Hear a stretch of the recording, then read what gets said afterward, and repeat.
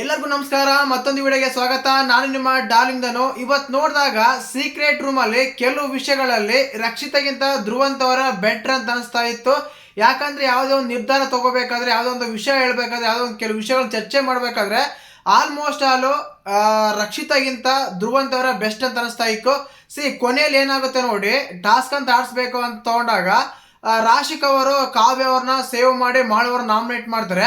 ಆ ವಿಷಯದಲ್ಲಿ ಎಷ್ಟೊಂದು ಅಫೆಂಡ್ ಆಗ್ತಾರೆ, ಎಷ್ಟೊಂದು ಕೋಪ ಬರುತ್ತೆ, ಎಷ್ಟೊಂದು ಎಮೋಷನ್ ಆಗ್ತಾರೆ ಅಂದ್ರೆ ಕಾವ್ಯ ಅನ್ಫೇರು, ಕಾವ್ಯ ಅನ್ಫಿಟ್ಟು, ಅದು ಬೇಡ ಅಂದ್ರೆ ಇವ್ರ ಪ್ರಕಾರ ಏನಂದ್ರೆ ಧನುಷ್ ಅವ್ರನ್ನ ರಘು ಅವ್ರನ್ನ ಒಂದೇ ಟೀಮ್ ಹಾಕ್ಬೇಕಂತೆ, ಮಾಳು ಟೀಮ್ ಹಾಕ್ಬೇಕಂತೆ. ಈ ಕಡೆ ಬೇರೆ ಟೀಮ್ ಯಾರನ್ನು ಹಾಕ್ಬಾರ್ದಂತೆ. ಖಂಡಿತವಾಗ್ಲು ರಕ್ಷಿತಾ ಅವರು ಮಾಳು ವಿಷಯದಲ್ಲಿ ತುಂಬಾ ಅಂದ್ರೆ ತುಂಬಾ ಹೆವಿ ಅವರು, ಐ ಮೀನ್ ಅದಕ್ಕೆ ಏನಾಗ್ತಾರೆ ನಾವೇನಂತೀವಿ ಸಪೋರ್ಟ್ ಮಾಡ್ತಾರೆ, ಇನ್ನೊಂದೆಲ್ಲ ಮಾತಾಡ್ತಾರೆ ಅಂದ್ರೆ ಖಂಡಿತವಾಗ್ಲೂ ಅನ್ಫೇರ್ ಆಗೋ ಡಿಸಿಷನ್ ಆಗುತ್ತೆ.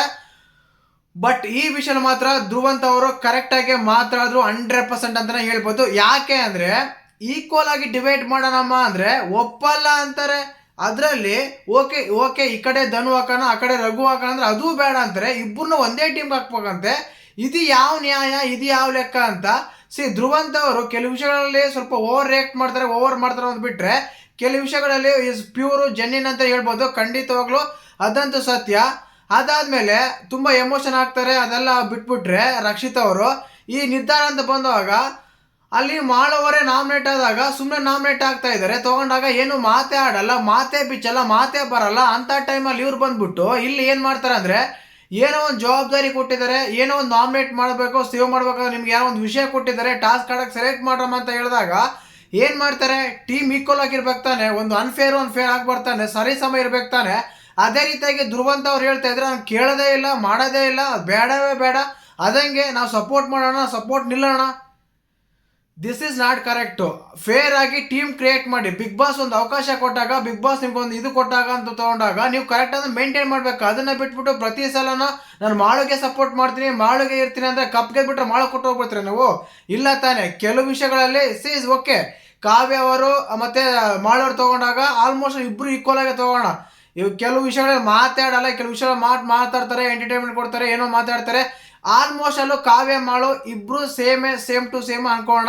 ಗಿಲ್ಲಿ ಕಾವ್ಯ ಅಂತ ಬಂದಾಗ ಸ್ವಲ್ಪ ಕಾವ್ಯ ಜಾಸ್ತಿ ಕಾಣ್ತಾರೆ, ಮಾಳು ಕಾಣೋದಿಲ್ಲ ಅಂತ ಅನ್ಕೋಣ, ಒಪ್ಕೊಳ್ಳೋಣ. ಬಟ್ ಟೀಮ್ ಅಂತ ಬಂದಾಗ ನೀವೇನ್ ಮಾಡ್ಬೇಕು, ಸರಿ ಸಮ ಹಂಚ್ಬೇಕು ತಾನೆ.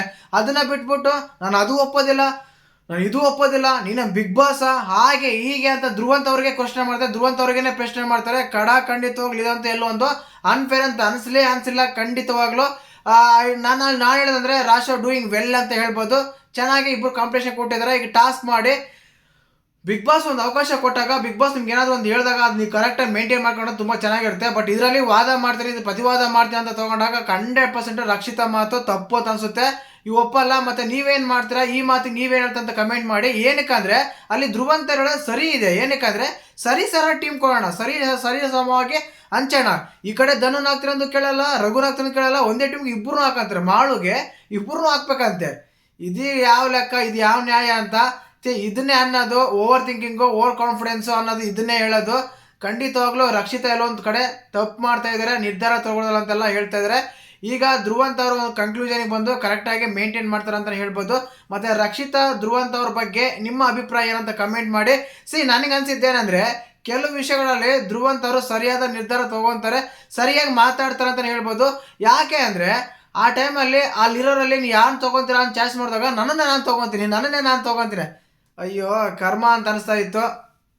ನಿಮ್ಗೇನು ಅಂತ ಕಮೆಂಟ್ ಮಾಡಿ, ವಿಡಿಯೋ ಲೈಕ್ ಮಾಡಿ, ಶೇರ್ ಮಾಡಿ, ಸಬ್ಸ್ಕ್ರೈಬ್ ಮಾಡಿ. ಜೈ ಹಿಂದ್, ಜೈ ಕರ್ನಾಟಕ ಮಾತು.